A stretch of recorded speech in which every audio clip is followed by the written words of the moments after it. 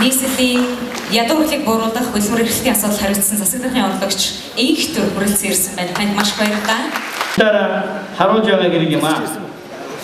Монголын дэлхийд дурсах алдар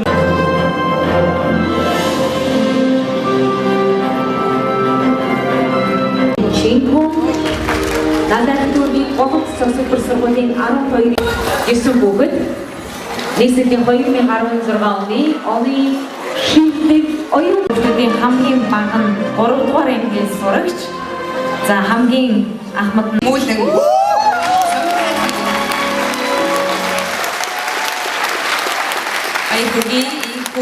нийслэлийн 2016 оны 45 хүүхэд бол энд бол шалгарч оролцож байгаа.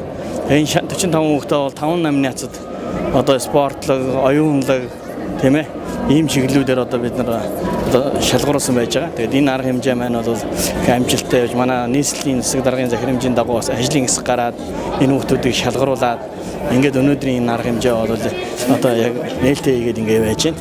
Тэгээд үзэсгэлэн бол гаргасан хүүхдүүдийн өөрсдийнх нь одоо ямар авьяастай хүүхдүүд гэдэг чиглэлээр бол бүх одоо зүйлүүд энд бол материалууд нь байж байгаа. Тэгээд энэ хүүхдүүдэд бид нар цаашид бол энийг уламжлал болгоод байнга явуулж явах хүүхдүүдийн одоо идэвхтэй тийм юг одоо өрнүүлсэн тийм ээ. Тэгээд хүүхдүүд хоорондоо бол манай одоо авьяаслаг хүүхдүүдийг шалгаруулах юу маань үргэлжилж байнгын одоо хүүхдүүдийн идэвхтэй ийм үйл ажиллагаанд байлгах үүднээс одоо энэ арга хэмжээ байнга явагдаж байна. Тэгж одоо Монголын ирээдүйн маань одоо тий цаашдаа бол энэ Монголын нүүр царай болж явах. Цаашдаа хүүхдүүд маань одоо оюутан залуучууд болно тийм ээ. Ийм учраас бол манай одоо ийм хүүхдүүд маань өөрсдөө одоо ингээд хөгжөөд боловсроод улс орондоо хэрэгтэй ийм сайн хүмүүс болж хүмүүжүүлэхийн тулд энийг бид нар авьяасыг хөгжүүлэх юм үйл ажиллагаа болгож явуулж байгаа.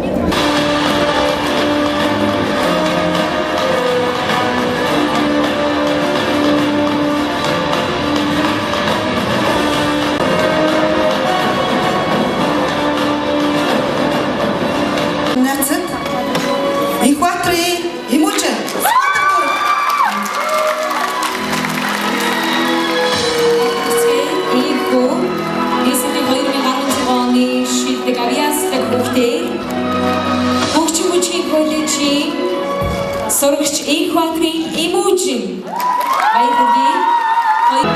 2004 оны 7 сард Иесусийн байгууллагын ивэлдор Тайван улсад цогцсон хүч биеийг надан эх орнод төлөж амжилттай оролцсон 2015 онд